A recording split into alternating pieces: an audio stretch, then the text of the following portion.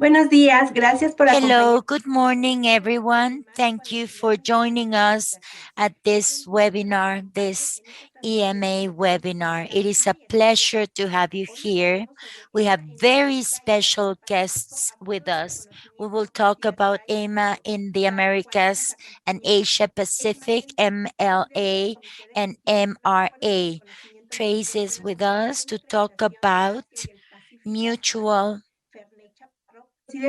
recognition agreement and multilateral recognition agreement from the International Cooperation for Accreditation, as well as Maribel Lopez, who is the director of the Mexican Accreditation Program. Before giving the floor to our speakers, remember that we have our chats available through YouTube or Zoom so that you can share your comments and concerns. You also can contact us at our email address. We will have simultaneous interpretation, English and Spanish, and you can choose the language you prefer by choosing that language on the world icon at the bottom of your screen. Let's welcome Trace McInturf, who is a chairman of the Management Committee for Mutual Recognition Agreements. Trace has been working at the ACLA. He has more than 25-year experience, and he has held several positions: operations director, accreditation services director, and now he is a vice president. He's also part of the joint committee and mutual recognition agreements at APAC. Welcome, Trace. You have the floor. Thank you. Thank you. Good morning, everyone. Thank you very much for inviting myself and the APAC community to this webinar. So next, please. So as an introduction to APAC, it might be a new term for some of the individuals on this call. APAC is the Asia Pacific Accreditation Cooperation. It was established on January 1st, 2019. By an amalgamation of two former regional cooperations. So for those that are in the testing and inspection side and calibration side, there was an entity called APLAC, the Asia Pacific Laboratory Accreditation Cooperation, and they covered the ILAC scope, so testing, calibration, inspection, and then also the Pacific Accreditation Cooperation, or PAC, which handled the IAF scope, so product, persons, and management system. Next, please. The primary role of the APAC MRA is to manage the MRA in the Asia Pacific region. And then recognition from that allows acceptance into ILAC, so for international recognition. It's to facilitate the acceptance of conformity assessment results across the region and then with those regions, so ILAC and IF. Results produced by CABs accredited by an APAC MRA signatory are accepted by other APAC MRA signatories, as well as ILAC signatories and IF signatories. Mutual recognition and acceptance of results reduces technical barriers to trade. It saves time and money, increases economic efficiencies, and it really facilitates international trade. Next. The benefits of the MRA, it provides a credible and technically robust framework for further development or to enhance government-to-government trade arrangements. Recognition of competence, impartiality, and independence, three of the main focus points of 70,011 and the MRA, and it essentially gives you that stamp of approval of accreditation bodies that are signatories. It provides a marketing advantage. International recognition, as I indicated, reduces technical barriers to trade and allows international recognition for those CABs that are accredited by the ABs, and it allows for benchmarking performance. Next. So with the question of if the ABs accredit the CABs, who accredits or assesses the ABs and who allows them to do what they do? And that falls under the region. As you know, for APAC is the one I'm representing. So there is a standard, ISO IEC 17011. It was released at the same time as 17025 in November of 2017. And it's called the Conformity Assessment Requirements for Accreditation Bodies, Accrediting Conformity Assessment Bodies. So there's a lot of familiarity. If you're familiar with 17025, the structure of 17011 looks very similar. There's very strict impartiality and confidentiality requirements, structural requirements, resource requirements for the accreditation body, process, information, and then obviously management system. And again, looks very similar to the management system requirements within 70,025. Next. From that point, then we have the APAC arrangements, which is APAC MRA 001, which are procedures for establishing and maintaining mutual recognition amongst those ABs within APAC. So for each accreditation body, such as AAA, EMA, that's also on the call, each signatory gets on-site peer evaluated every 4 years. And that evaluation team is made up of peer evaluators. And the peer evaluators are really accreditation body veteran lead assessors that have a lot of experience assessing CABs. They're trained and approved as peer evaluators by APAC. And then they're assigned to the teams, and typically a minimum of 3 individuals, can be a max of maybe 14, depending on the size of the scopes that the accreditation body is seeking accredit or recognition for. And we evaluate each level 2 and 3, which level 2 is testing, calibration, inspection, product, and then level 3 is the standard that falls in line with that, as well as covering the subscopes, which are level 4, and we'll get to that in another slide or two. And then as far as the evaluation, back when we were working evaluations on site, they would last anywhere from 4 days to 8 days, perhaps more, if witnessing assessments were built on the front end or back end. So an evaluation could be lengthier than that. As we are seeing today with remote activities, they're taking much, much longer because you just can't do as long a remote session as you could face-to-face. So some of these evaluations are lasting over a month or more with witnessing assessments as well. And then there's also IAAC A2 document, which is the Multilateral Mutual Recognition Arrangement Requirements and Procedures for Evaluation of Single Accreditation Bodies. And that's the material that the peer evaluation team would follow. And that includes confirmation of compliance to the IAAC procedural guidance and the rules series documents, as well as IAF, the MLA and ML documents. Next. APAC is recognized by 4 specialist regional bodies, or SRBs, Asia Pacific Economic Cooperation, or APEC, Asia Pacific Metrology Program, APMP, the Asia Pacific Legal Metrology Forum, APLMF, and the Pacific Area Standards Congress, PASC. The SRBs represent the measurement, standards, and conformity assessment infrastructure across the region. Next. To give you the size perspective of APAC, we were on the General Assembly the other week, and the Secretariat indicated APAC covers 21 of 24 time zones. So we're quite vast, and we're also the largest mutual recognition arrangement of the 5 regions. Currently, we have 48 full member signatories across 29 economies. I'm not going to read those countries there, but you can see everybody that's involved. We have 19 associate members across 15 economies, as well as 7 affiliates across 7 economies. Next. And then for the size of the CABs that APAC full members have accredited, since September 2020, we're at almost 60,000 CABs under like the ILAC areas. So testing, medical, reference material, inspection, calibration, biobanking is new. And then just over 5,000 CABs under product and certification. That's quite substantial when you consider internationally recognized. That's a lot of entities. The accredited conformity assessment results of these CABs are accepted across the region, as I indicated, as well as internationally through the MRAs. Next. So for those that aren't familiar with the APAC MRA, these are the logos of all of the signatory ABs across the APAC region. Some of those will look very familiar to you. Emma, obviously right smack in the middle there. A2LA, my accreditation body, is on the lower left. Next.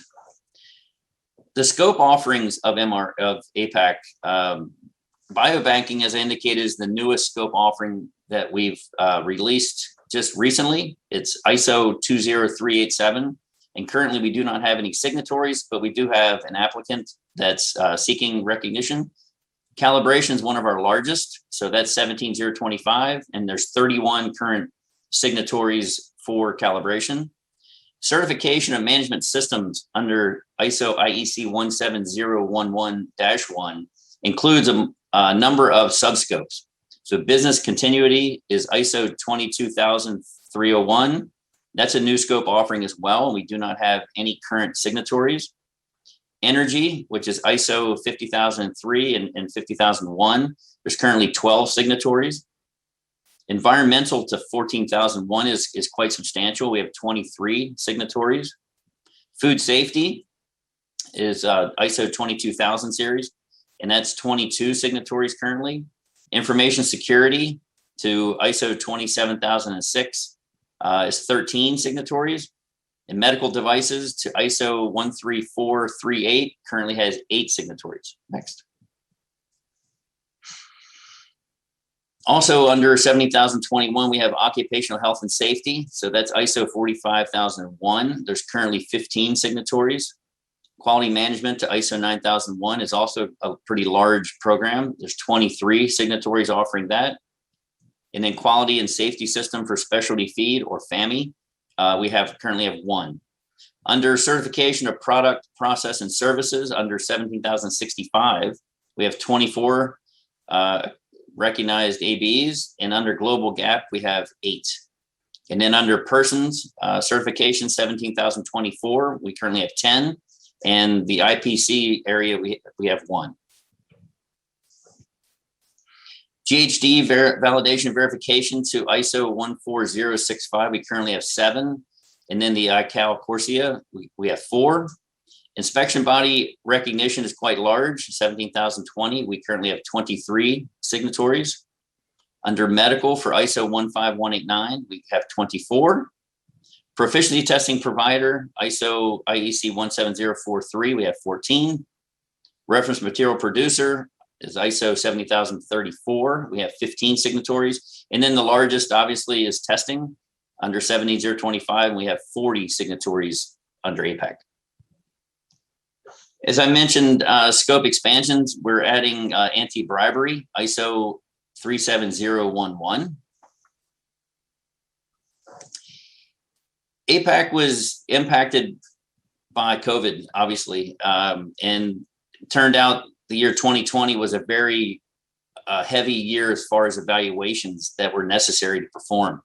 We were able to get a couple evaluations performed in early 2020 before travel was shut down, but we immediately went into remote mode, and we didn't know what that meant. And we had to quickly react, as well as every accreditation body knows about how they reacted to their cabs. So APAC developed remote evaluation policy. It's APAC MRA 009 for performing remote evaluations. And it includes a checklist, a remote evaluation checklist and risk assessment to allow the teams to determine whether they could proceed with remote activities, to make sure that the ICT functions, the computer functions, were capable of facilitating virtual remote evaluation and witnessed assessment. So those were produced quite quickly. We did 3 sessions of remote evaluation training for our peer evaluators. And to date, we've had 18 peer evaluations that were impacted, that needed, that were delayed, that needed to have some kind of remote function to be able to complete those. And I believe we've performed now 8 or 9 full remote evaluations that have proceeded to review panel and or recognition through the MRA Council. Evaluators for APAC, we currently have 49 lead evaluators. We have 93 evaluators, 97 provisional that will be seeking an evaluation to be able to become elevated to the evaluator status. We have 27 nominated evaluators and 1 technical expert. Currently, we're looking for evaluators to serve the biobanking area, anti-bribery management systems, business continuity management systems, information security management systems, medical device quality management systems, and persons for IPC. We're planning to do lead evaluator as well as a refresher training for provisional and nominated evaluators in late 2021. And mainly this is going to look at some of the lessons learned in the remote evaluation and find out how we can better harmonize and share some stories that we've learned to make sure that the evaluations that are being performed remotely are as robust as we can make them currently. For APAC and IAAC, we currently have 4 accreditation bodies that are recognized under both. So we have A2LA, AIHA, ANAB, and NAVLAB. Next.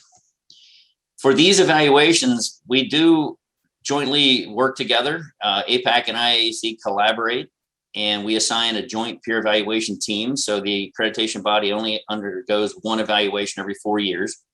And we try to rotate the team leaders for each evaluation. So if IAAC has a team leader evaluating accreditation body 1 year, the next renewal, we would make sure that APAC would identify the team leader and then choose their team. We do a single evaluation. We provide a single ILAC IAF A3 report, but then those reports each get separate decisions through each region. So IAAC will deliberate on their decision and make a decision, and APAC will do the same thing. And I'd like to thank everybody for allowing me to present on APAC and the benefits of the MRA, and be happy to take any questions later. Thank you.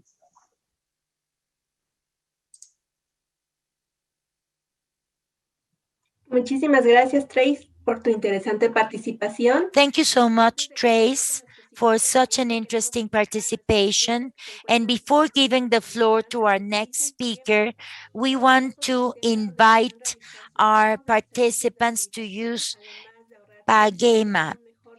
You will be saving time and have better control of your applications. It is a user-friendly platform, just as you can see on this video. To make your payments, you have to access this online payment application by BBVA. And you can use Visa, MasterCard, or American Express.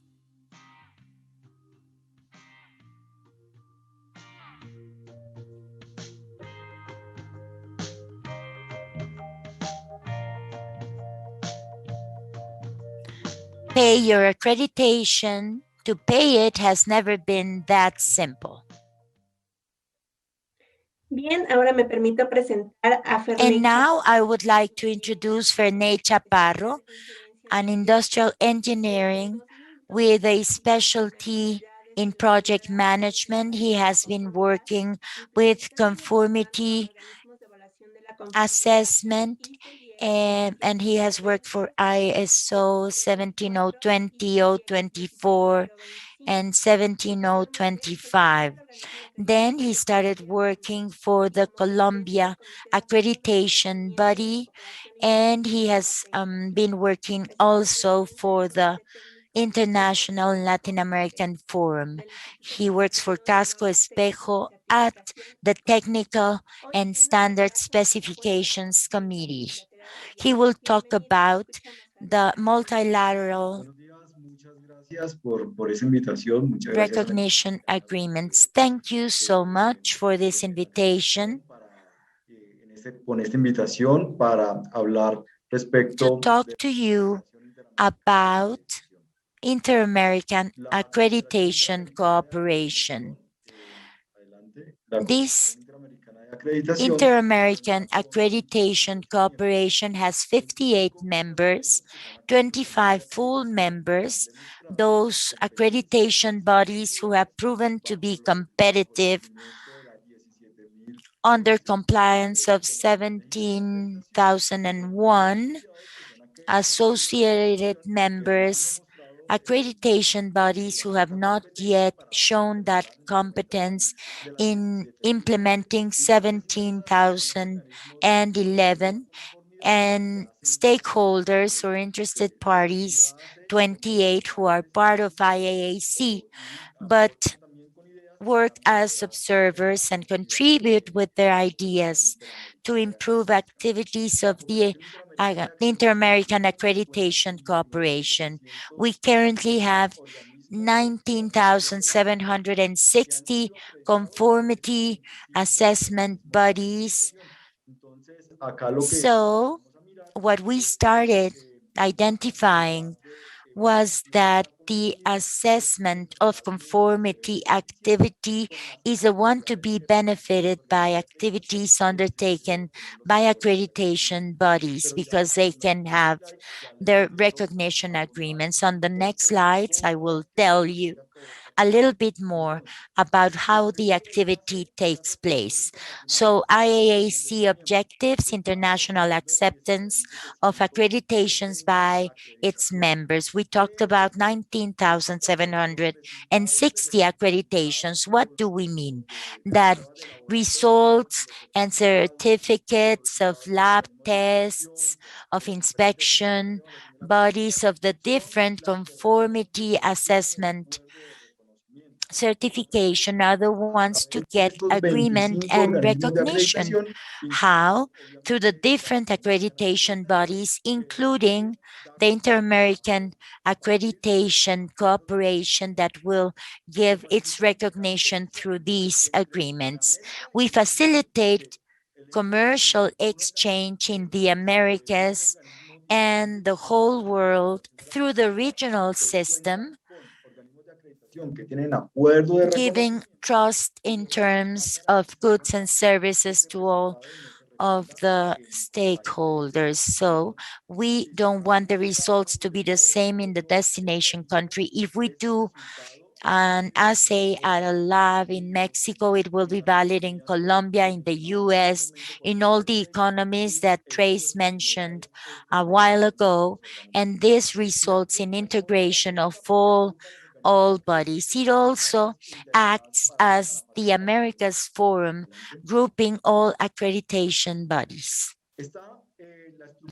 This is IAAC structure that is made up by a General Assembly. This is part of the accreditation bodies. We have the accreditation bodies who are entitled to vote.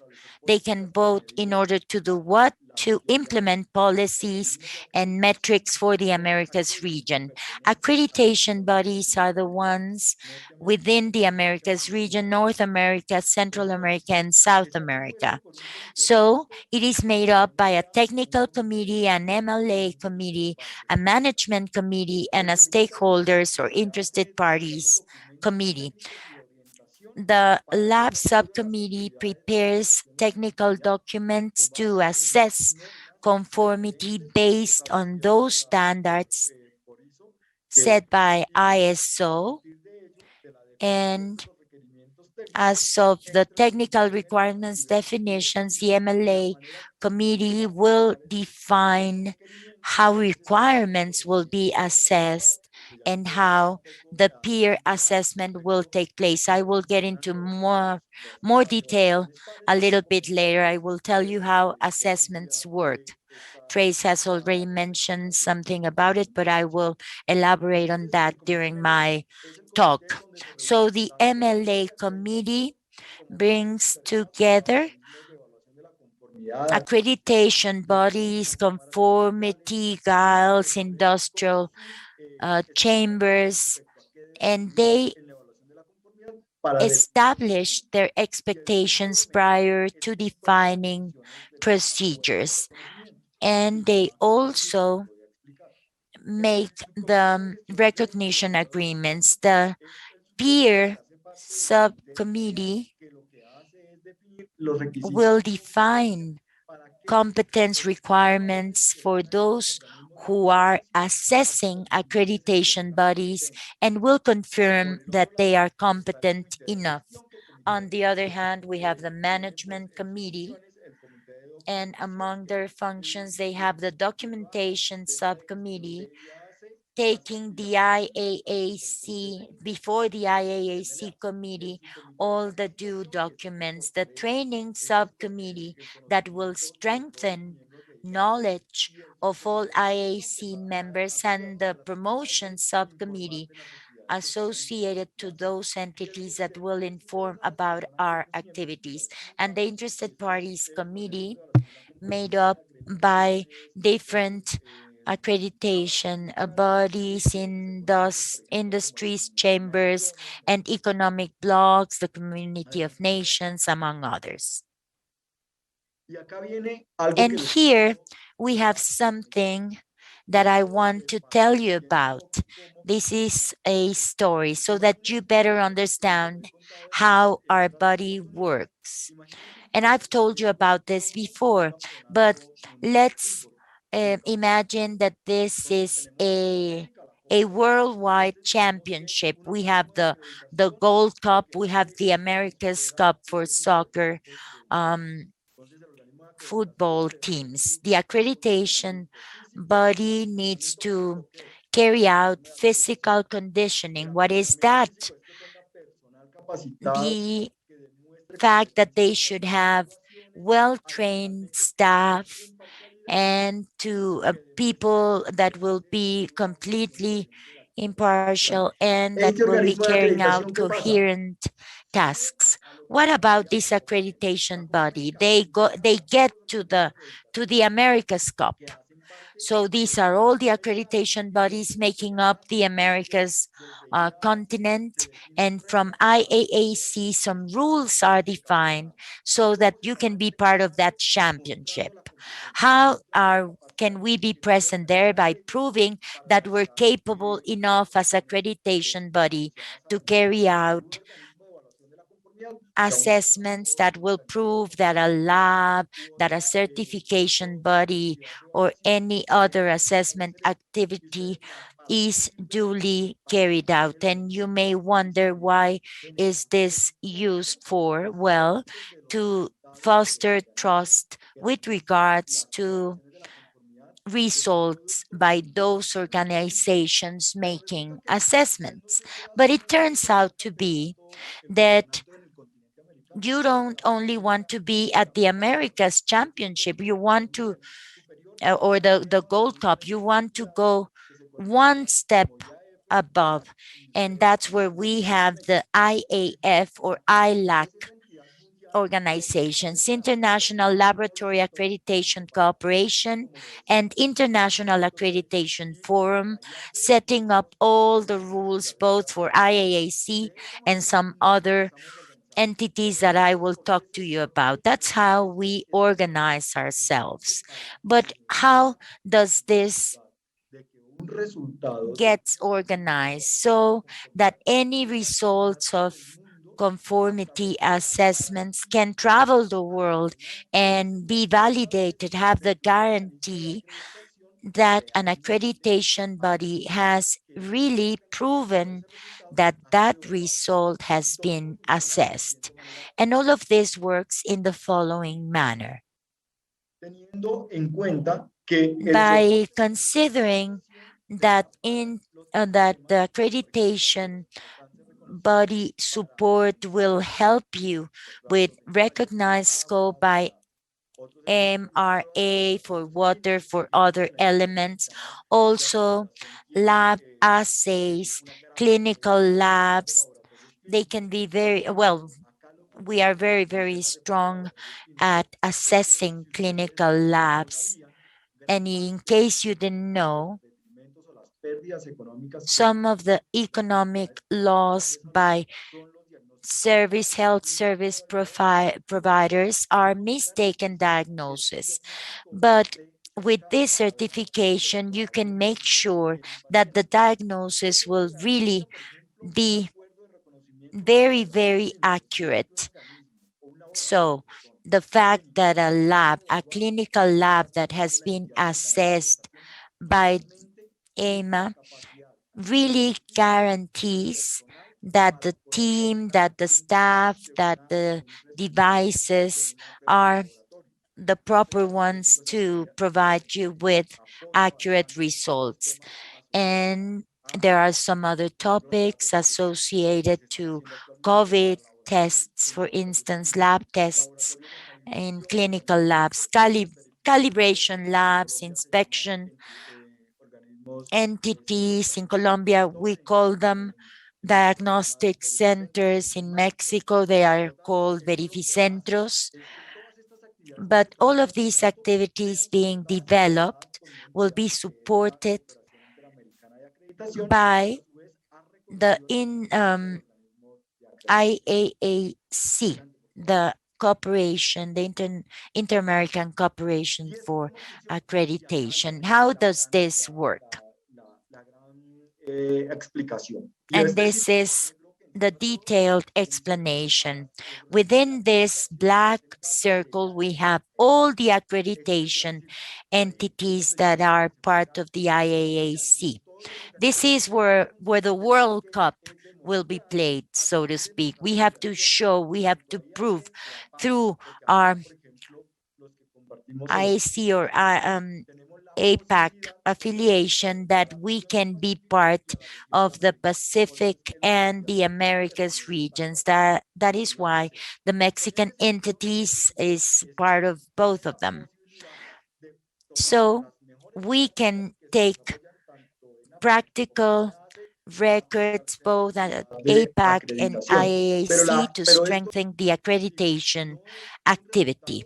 But this is not a result that the accreditation entity will get. We're talking about an accreditation entity with many conformity assessment bodies that will carry out assays and tests.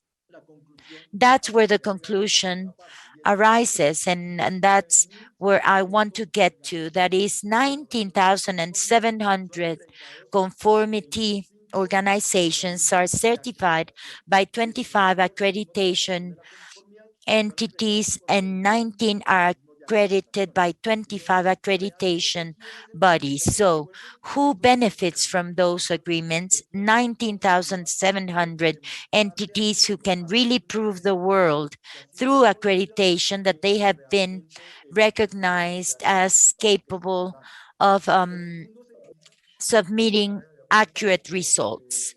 And this is what has been documented by the International Accreditation Forum, International Laboratory Accreditation Cooperation, Inter-American Accreditation Cooperation. And this Inter-American Accreditation Cooperation is like the World Cup, then EA, which would be like the European Cup, European Cooperation for Accreditation, Asia Pacific Accreditation Cooperation, African Accreditation Cooperation, and SATCA for Southern African countries, and IRAC for Arab countries. So we have to be aware of all of this to get to know all the specificities of the different entities. And these are the countries making up Inter-American Accreditation Cooperation. 17 countries, the signatories that have proven their competence to be able to be certified as part of the recognition agreements. And this takes us to the lab tests, to recognition agreements. Move on. And this is where I wanted to get to. There are 157 subscribed recognition agreements. What do I mean by this? That 25 accreditation entities or bodies have proven to be competent for, well, those 25 have shown 157 times that they are capable and competent enough. Well, let me explain this a little bit further. Let's imagine that, or let's think about an accreditation body that can certify a lab clinical labs, certification bodies, which means that 25 accreditation bodies have 157 agreements with different scopes. How can we attain or achieve this? Well, no, one more, please. Adelante, por favor. One more. Hacer una, esta es la que quería. This one, this is the one I wanted to explain to you. This is where I wanted to get to in order to tell you about recognition agreements. IAAC will state that they are competent to certify calibration labs, medical labs, clinical labs. So every accreditation body out of those 25, and sometimes we also use APAC accreditation bodies. And what happens is that the accreditation bodies gather together with their peers, with their peer assessors, and they make sure that the accreditation organization is competent enough, is independent, and operates in a coherent way. What do I mean by that? That there are organizations operating in the same way all the time, in a systemic way. So based on this evaluation or assessment by peers, an accreditation body will say, this is what we need. And I do not mean that they will get this accreditation. Son los 19.700 organismos de evaluación de la conformidad que sus resultados respaldados por un organismo. Outcomes backed by an accreditation body. They are recognized by them, and they can do this through by embracing this opportunity. This process. The purpose is the accreditation body backs the activities supporting the industry, proving that products and services really comply, and the process should be mediated. And it's also accredited, and it's part of the regional accreditation forums. This is the chain of trust, and it is given by complying with the ISO IAC 17011 standard, as well as IAAC, ILAC, IAF documents, because they guide the work we do. So the most important part of the activities we do as Inter-American Accreditation Office is that those accreditation bodies with an MRA benefit, so world commerce is improved now that borders are opening, and now that in the pandemic we're seeing that e-commerce is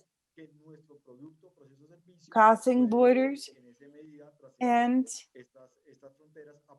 that the borders can be crossed through the support of the accreditation entity.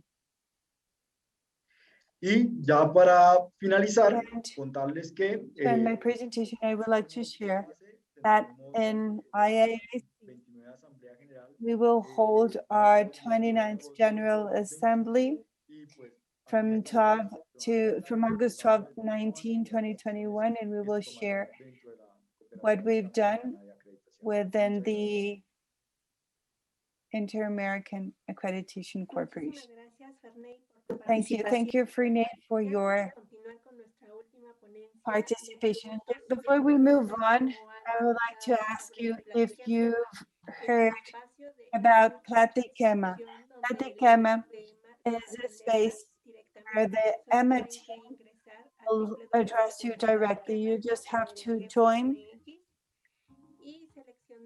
the website and choose the date nombre, con qué área o and directivo the quieres time, the person you want to meet. You just have to fill out the information, the email, so we can send you a confirmation email.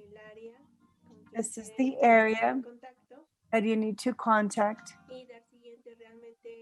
And it's really easy. It's a real easy to use platform. You can find us from 5 to 6 on Tuesdays and Thursdays. You'll get an email, a confirmation email, so you can schedule the appointment. Será un gusto atenderlos y escucharlos cada It will martes. be our pleasure to meet with you through Platiquema, our appointment system.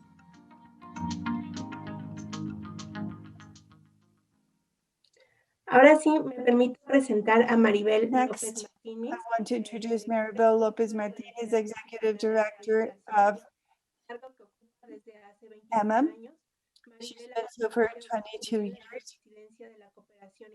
She was also Vice Chair of IAAC.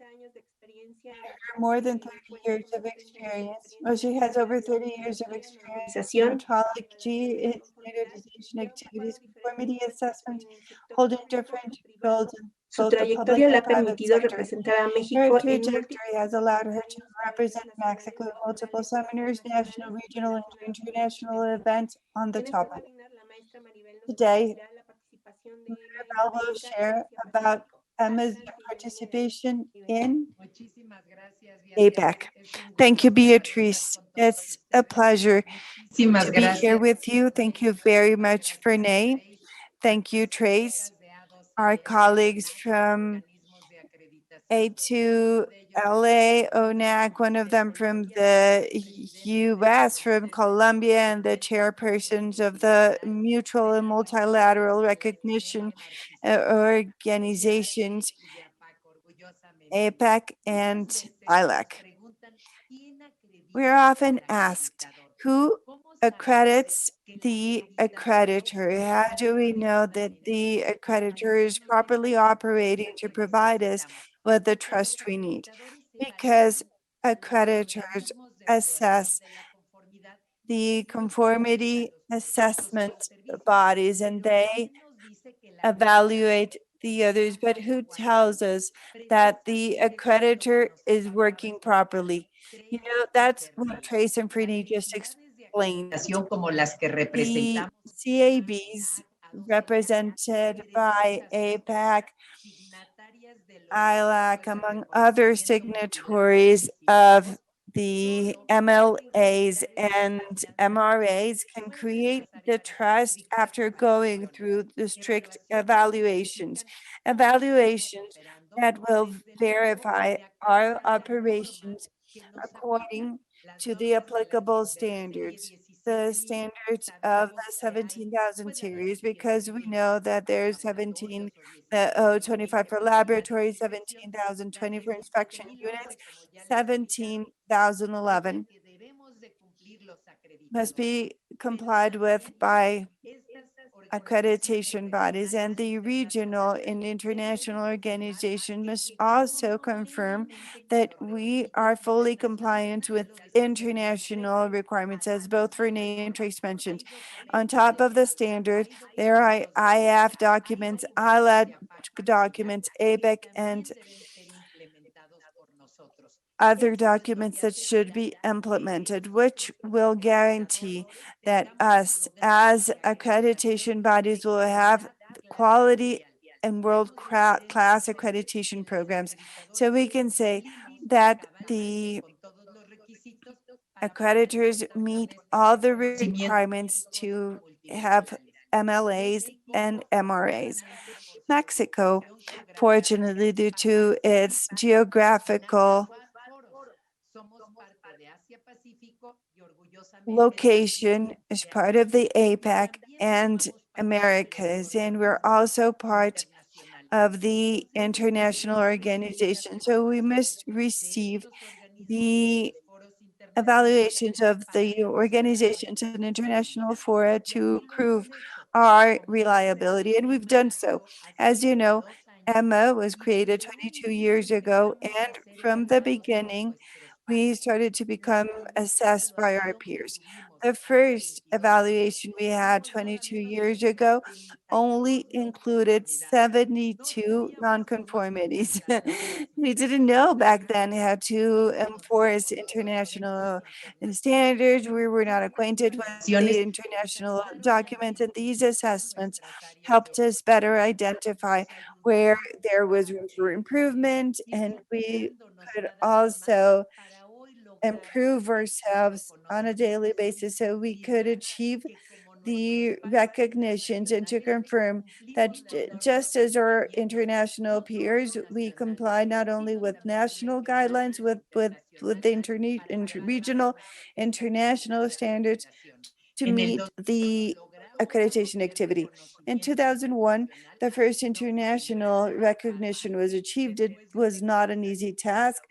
After thorough assessment from the regional cooperation, Ferney and Trace just talked about the international assessments, and they mentioned them as if they weren't nothing. But it's a pretty thorough type of assessment. They review the entity's whole operations and how the entity conducts the evaluations. We just got our APAC and IAAC assessment, are the evaluations, and they validated our work. They did not only take into account the operations of the but our people's profile, our procedures, our committees, our list of evaluators, but they also checked how we work on the field, how we enforce the 17,000 standards. And ever since the first recognition was achieved, we enjoyed those types of assessments because we learned how many room for opportunity there was. And our peers started seeing us with different eyes to tell us, hey, you know that perhaps there's a weakness here, or you're not properly interpreting the standard here, which helps us improve. Ever since, we have not stopped. Our path keeps on going stronger and more committed. EMMA is an ever-growing organization, just as with A2LA, which was born as a laboratory organization, and it covers more programs. And with ACC, we're always taking a look at who will launch a program first. We have 140 collaborators, 10 evaluation committees. We have trained over 12,000 people. We have regional teams with whom we provide coverage for the company, and 1,200 evaluators who are part of our experts and evaluators panel, people with all the necessary experience to conduct evaluations. And this is what we check in detail in the peer assessment, to check your evaluator's competence to conduct an evaluation to your conformity assessment bodies. Now, with this structure, we are signatories not only of recognitions within the IAAC and APAC, but both organizations are worldwide recognized. So we have international recognition as well. IAAC just achieved the international recognition for reference materials producers, which strengthens us as a region, and APAC has international recognition as well. This is why when they evaluate us as a region, we have the international support from the International Accreditation Forum and international cooperation of laboratory evaluators. The EMA has different programs, both for Nay and Trace mentioned this, and for each one of them, an assessment is required. It's not the same to assess calibration laboratories and to assess clinical laboratories or assay tests.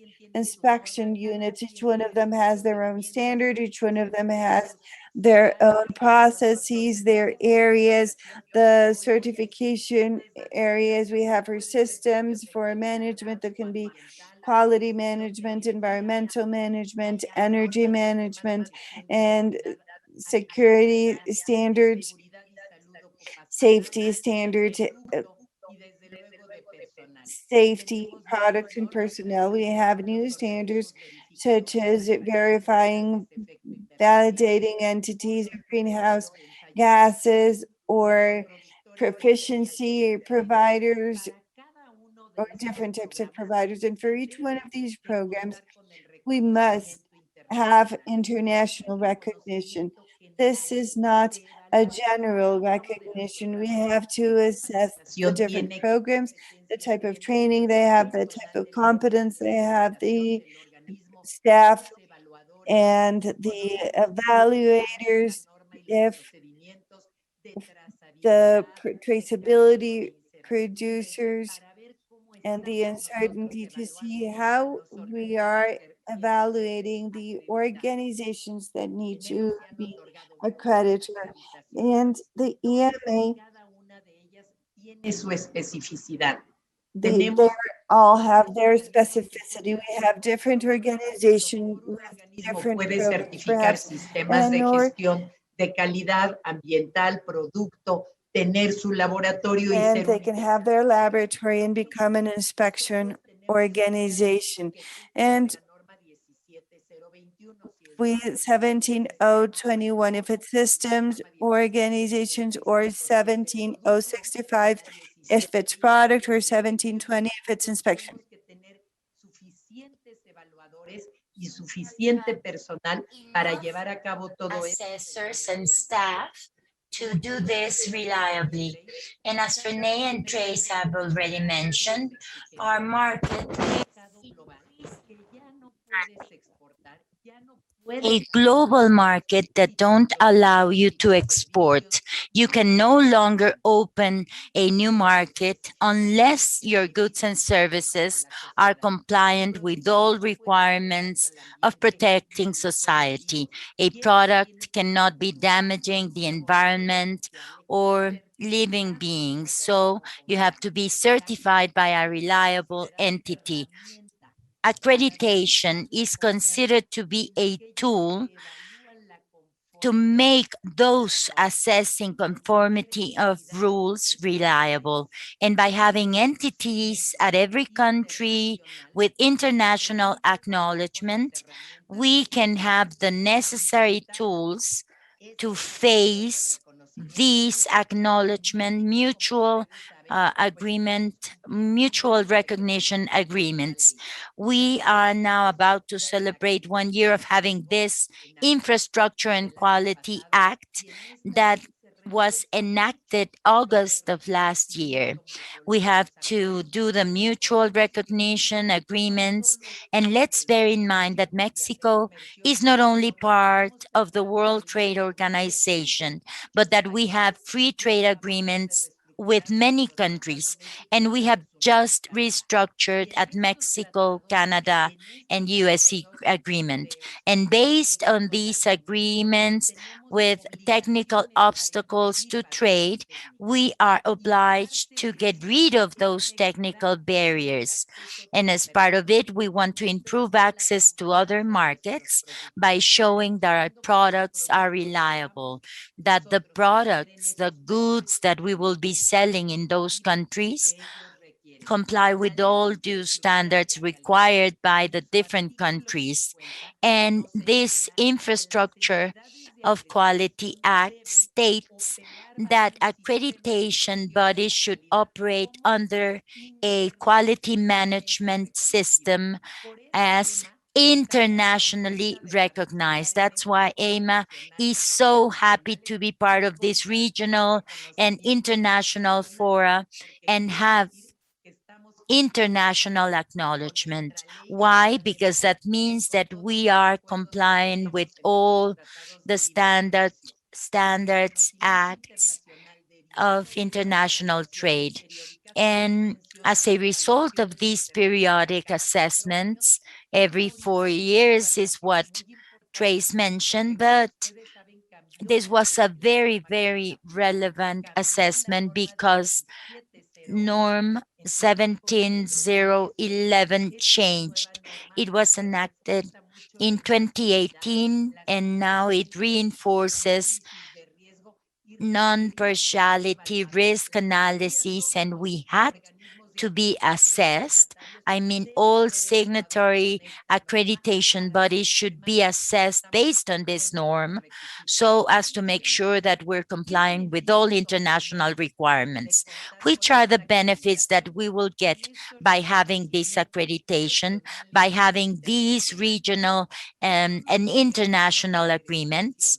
All accreditation bodies who have been recognized, and I just mentioned some of them that you can see here, colleagues from Asia Pacific, from the Americas, but also from Europe and Africa and the Arab countries, those of us who have signed these acknowledgements are equally reliable and technically competent.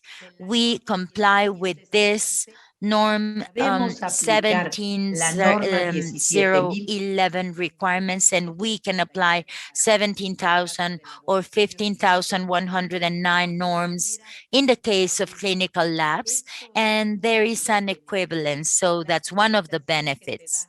Accreditation given by the organization to LA from the US is equivalent to accreditation given by EMA because we apply the same norm or the same criteria. And this assessment will provide us with an ongoing norm. Whenever we have the peer assessors, we identify opportunities for improvement. They tell us, hey, I feel you can improve here or there. And periodic assessments allow us to reinforce our knowledge, to identify some of our weaknesses, to harmonize criteria amongst the different assessors, and obviously be at the forefront by taking as a starting point international, regional, and worldwide guidelines. So this is the best that we can provide you with. You will have certified goods and services, proven, inspected, calibrated goods and services that have been certified by accredited bodies that are internationally recognized. So manufacturers and providers can extend and can have access to other markets and show a competitive edge by making a difference with other products that have not been assessed or that do not comply with the rules, so as to prevent unloyal competition. So we have to comply with APAC and IAAC. And in Mexico, we have a lot of origin denominations. The most popular one, tequila, which is a certified by an accredited body, our avocado, our meat, obviously electrodomestic appliances, medical devices, all of those goods and services that we export, brands such as Global Gap, Safety Quality Food or SQF, to be able to export our products, have been certified because this is an accreditation entity that has been acknowledged by international and regional fora. And in some cases, it is a requirement to be IAF or ILAC signatories to be able to comply with these requirements. In the case of Global Gap and Food, they sign agreements so that other brands will also allow us to make those assessments, and so that our goods can access those markets. Requirements by accreditation bodies such as AMA, NA, or A2LA, conformity assessment bodies are based on international rules and guidelines. Management systems, traceability, which are so key, have been internationally validated when having this backup. And in order to be able to grant the MLA, IAAC, or MRA, ILAC, we have to have these agreements. And this is a door to be able to acknowledge that we are members of these multilateral agreements, and they can only be used by the accreditation organizations that have signed this mutual acknowledgement or multilateral recognition. If we are only recognized by labs, we cannot be used the ones by certification bodies with the use of brands. So when being signatories of these mutual recognition agreements and multilateral recognition agreements, we have worldwide acknowledgement, and this really generates trust in order to determine competition of those who have assessed conformity and provides a competitive edge to those accredited when keeping the trust and technical competition that Ferney and Trace talked about. And I will finish my talk by saying that we had a recent evaluation and we had 19 experts. They are very knowledgeable in their subject matters. They took a look at how EMA operates and how we assess those bodies who request our assessment, and the same will happen with all signatories. So the fact that our peers with a different vision will come and see what we're doing and assess how we're operating makes us feel really trustworthy. And I want to congratulate Ferney for all your work as president of the Acknowledgement Recognition, and also Trace and APAC, who are constantly developing documents so that we work better. These two regions of Asia Pacific and the Americas really make us richer, and I want to overtly express how proud I am of AMA being signatory of this agreement. Thank you, Professor Maribel. And there are 300 people joining us via Zoom, via our official YouTube channel. Several questions were already answered, and we will still have time for the Q&A. This is a question for Ferney Chaparro. What's the difference between the members? Full members are accreditation bodies who have shown competence, full implementation of 17,011. And associate members are accreditation bodies who have not shown competence, but they're in the process of developing the activities, or they just attend the meetings, so they are aware of what's happening with the MRAs and accreditation activities, but full members have shown full compliance, full conformity. Thank you for your answer. And this is a question for Trace. There are many transition standards, 17,011 applicable to accreditation entities. What happens if an accreditation body does not fulfill the transitions? Can they lose the agreement?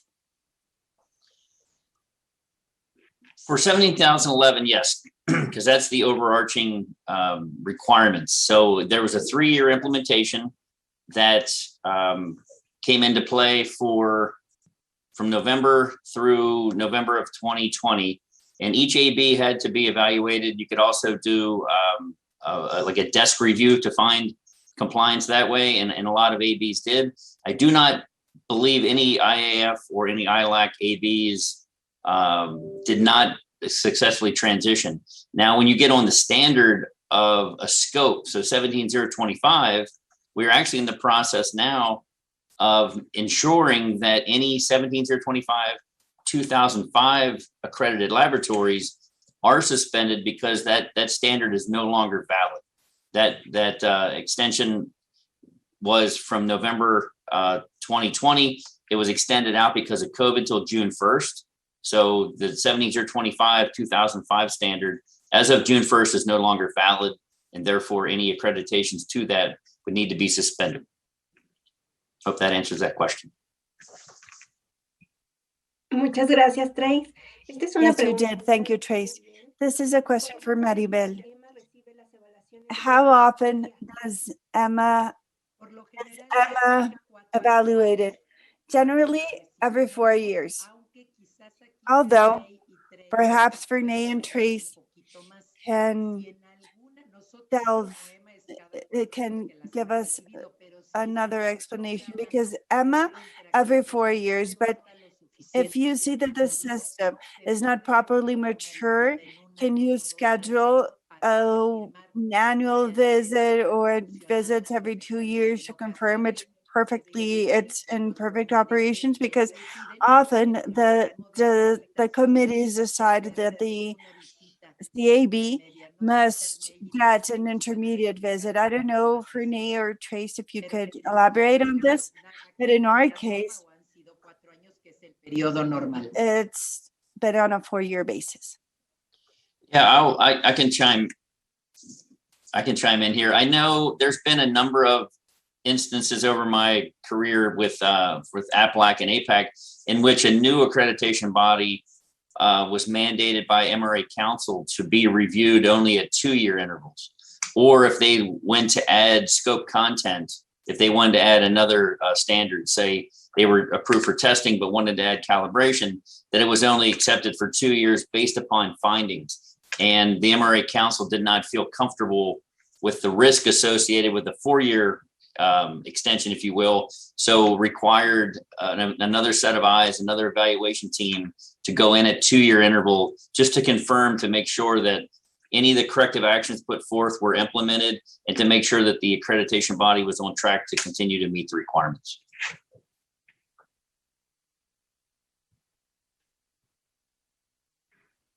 Muchísimas gracias. Thank you very much. This is a question. Hold on, Beatriz. I would like to interrupt. What Trace just said reminded me of something. We just went through a 10 program, ILAC and APAC evaluation, but we did not include aviation greenhouse gases.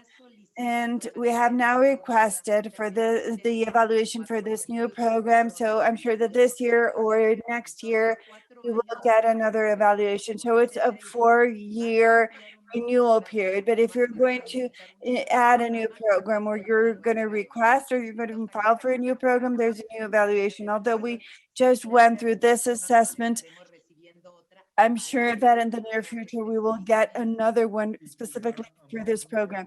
And I would also like to elaborate on what Trace said about the IAAC. We scheduled the assessments 2 years in advance because we have to coordinate the agenda. You know, in Emma, we had 19 people from different countries, from different latitudes. So just in APAC, there are 21 different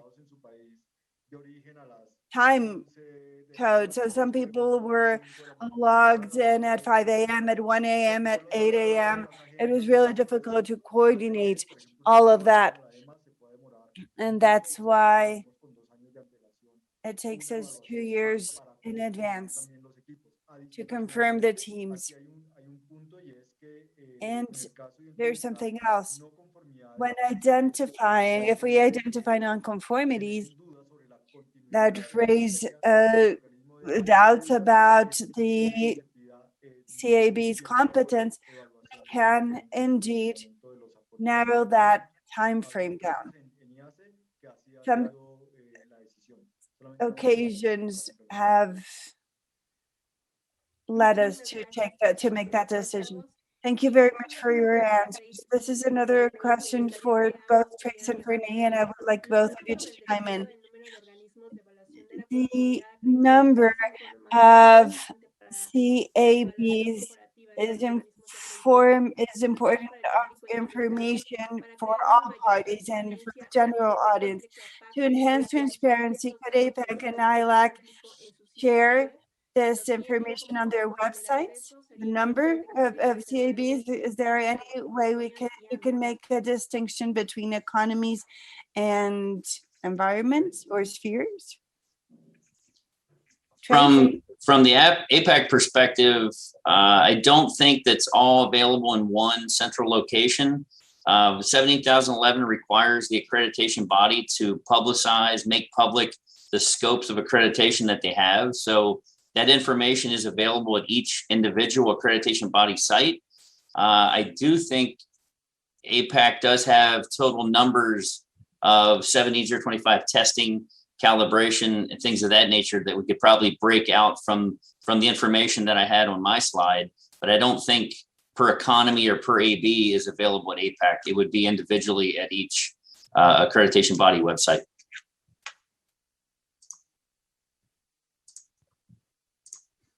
Sí, y adicionalmente, yes, and there is an opportunity for improvement in this realm, and I think we can develop this further in years to come. Because today, when you access the IAF or IAAC website, and you will see the number of bodies with an MRA or with an MLA, and you have to go to each individual website of the CABs, but having a one statistical summary so you can check that information according to the different economies. No, we don't have that information today, but it may be interesting to develop that. Thank you for your answers. This is a question for Renee. Can you just be a signatory of APAC, or can you join IAAC first? As Trace mentioned, there are just 4 bodies with an MRA, with APAC and IAAC. You don't need to be part of both regions.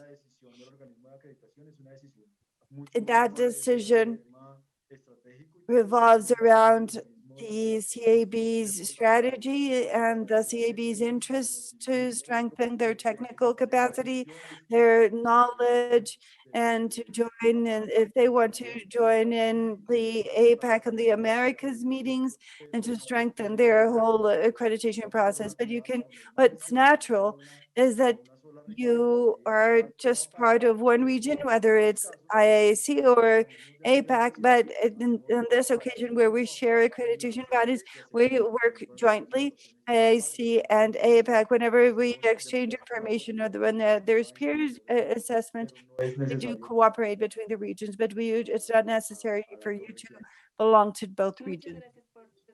Thank you very much, Renee. This question is for Trace. What's the difference between MRA,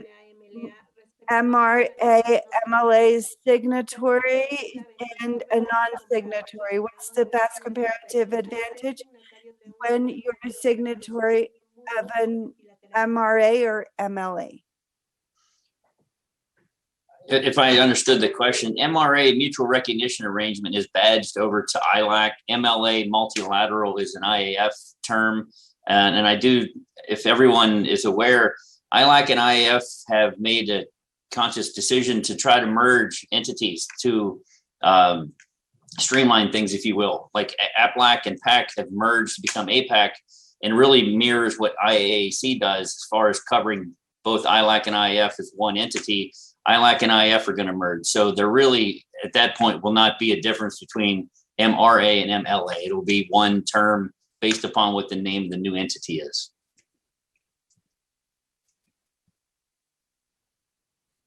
Gracias, Trace. Maribel, ¿cómo? Thank you, Trace. Maribel, how does Emma run the assessment process when there are new scopes? Well, there's a full procedure established according to 1711, and of course you have to analyze things because you need to have the evaluators and the experts with the competence, with the full knowledge. You have to train the EMA, you have to train the committee. You cannot launch a program if you're not fully ready with all the knowledge to do it. So whenever we are required to, with new standards, the new upcoming standards, I don't know if they're going to be certifiable or not, but a circular economy standard is out there, or other standards. So if they're certifiable tomorrow and we can launch the program according to the procedure established by 17,011, we should prepare everybody to be ready and to see if there's a market, if there are requests, and the evaluators, the experts in the committee will have to check that. Thank you, Professor Maribel. This is a question both for Trace and Renee. Is there an agreement for the blood banks and for cell banks? Is there a joint agreement for that? There is a new standard, biobanking ISO 27038. I'm not sure if there's an agreement between blood banking and cell banking, but I believe both of those would be considered under biobanking. Y en IAAC todavía no hemos comenzado. In IAAC, we have not started doing that yet. We launched a survey to see if the CABs have the intention of creating this MRA. It's an ongoing process. Thank you. This is a question for you, Renee, once again. Who can use the IAF, IAAC trademark, and MRI signatory only if they've shown they have the competence to carry out accreditation activities and that they went through the peer assessment, if they went through the decision-making process of the recognition agreement, and that IAF and IAAC accepted them as signatories. This is a process that, as Maribel just mentioned a few minutes ago, it seems easy, but it has certain instances, and the accreditation body should prove first that they're competent in peer assessments and that the accreditation bodies analyze the assessment report and that they determine that the CAB has truly proven its competence, and IAAC will present that to IAAC, IAF, and to an internal committee. Will verify that IAAC's decision is really appropriate, and if it really corresponds the IAAC, IAF procedures, and that's where the signatory approval is given or not, and that you can start using the trademark. Thank you. This is a question for both of you as well. What's the difference between the CAB that's already an MRI signatory vis-a-vis one that is not an MRI signature? Trace? From a CAB perspective, it means that an accreditation body has evaluated and deemed competent. Maribel went over how that happens with an accreditation body. So it's a pretty elaborate process for a CAB to be assessed by an accreditation body to deem compliance to the standard, whether it's 78025 or 70,020 or 34. An unaccredited CAB doesn't have any of that third-party independent qualification, if you will, to determine whether they're in compliance management system compliance or technical competency requirements of the standard. Y yo voy a responder de pronto. And I would like to give you a really simple example, okay? But it's just so you get better acquainted with this and have more clarity. This is a CAB that has signed an MRI with another CAB that doesn't have one. I gave you an example of soccer. It's like playing a soccer match with either friends around the block or to play soccer in the country league or in the World Cup. If you do not have, if you're not a signatory, if you have not entered into an MRI, it means that you don't have certain competence. Those CABs that do have one cannot play with you, basically. And you have to prove proficiency in metrology because the CAB also needs to prove that the staff has already been validated. And it's like your friends from the block. Some of them will accept you if you tell them that you didn't make a fault or if you didn't act properly. And that you went through a peer review and a decision-making process. That's what makes the difference between a conformity assessment actually works and if it has international acceptance. But if you've gone through a peer assessment and you have the MRI, you have worldwide or international acceptance. It's like playing in a different level. I apologize for the example, but it's just to provide more clarity to those people who are just trying to understand what MRIs are. Thank you, Renee. Your example was magnificent. Thank you. This is a question for Trace. How can MRAs or MLAs benefit the government or the industry? We've seen instances, I'll speak to the Federal Communications Commission, the FCC in the United States relied on accreditation for their EMC laboratories. And there's a phase 1 for testing and phase 2 for certification.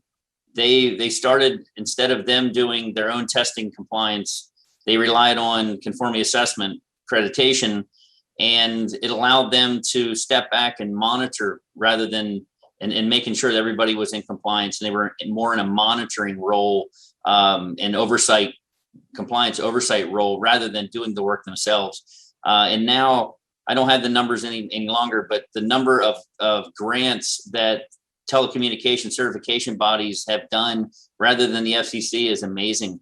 Once the whole concept of conformity assessment and recognition arrangements through conformity assessment were accepted. So governments, and on my slide, it talked about establishing that framework and the confidence in competence of the CABs and relying on accreditation bodies to do the work. It can build into government to government MRAs for equivalence.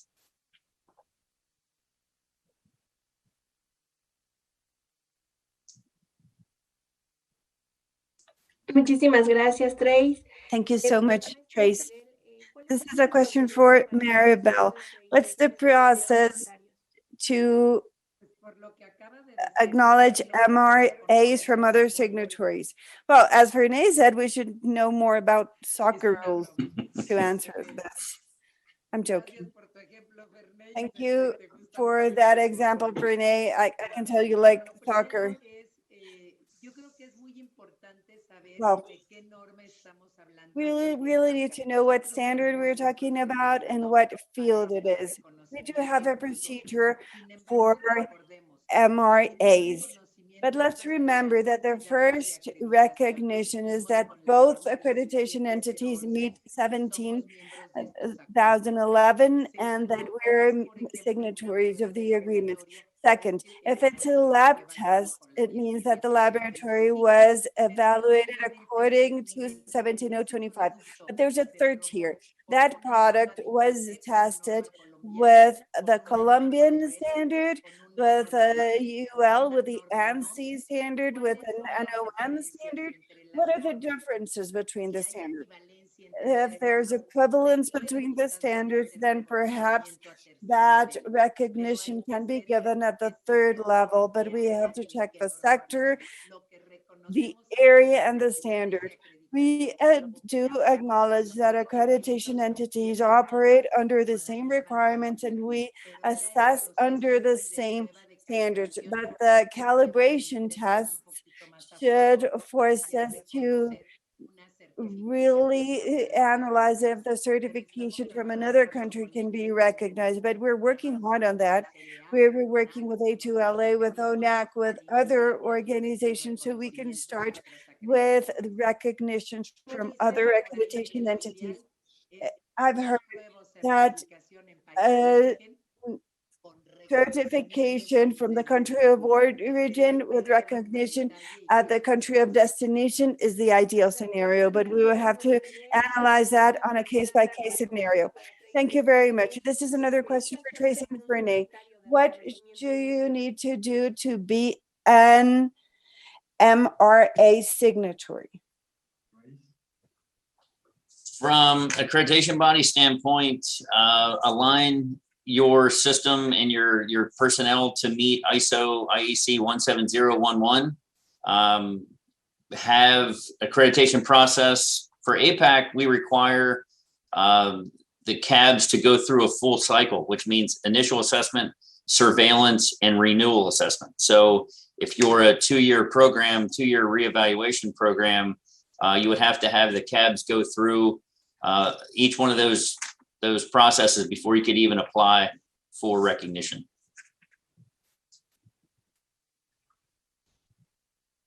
Perfecto, muchísimas gracias. Thank you very much, Renee.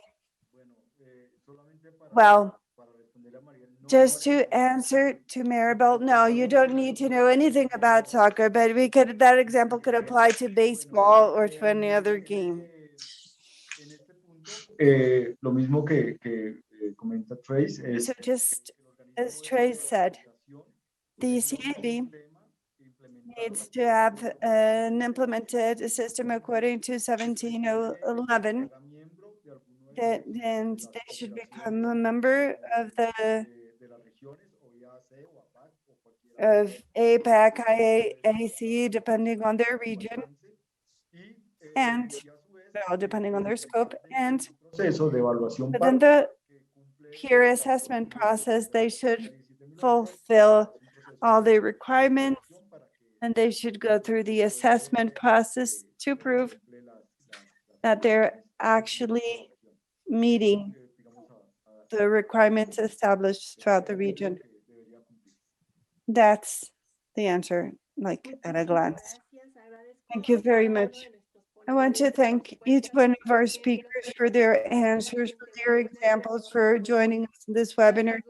Thank you for addressing all the questions, for answering, for clarifying so much information. Thank you very much. It's great that we have such encouraging participation from people from Ecuador, from Mexico, from Colombia, from all over the world. These are the dates of our next webinars of Emma in the World. The next one is on July 21st, August 12th, August 26th. So please check our website and our social media so you can have access. I will give the floor to Professor Maribel Lopez for closing words. Thank you, Trace. Thank you, Renee. Thank you, Betty. Thank you to the EMA team. We've been working with regional cooperation for a long time, but we continue to learn. APAC and IAAC make us proud, and being part of these entities makes Mexico proud, and we feel confident about our work throughout the region. APAC is going through something new because they got together, they came together, as Trace mentioned, and the analysis is being assessed for the new documents they're preparing. So thank you very much. Emma feels proud of being part of these regions, and we will continue to work to improve the trust in accreditation. Thank you, Trace. Thank you, Renee. Thank you, APAC. Thanks to colleagues at IAAC. Thank you to everyone who joined us to learn more about the importance of MRAs and the importance of recognition. Thank you very much.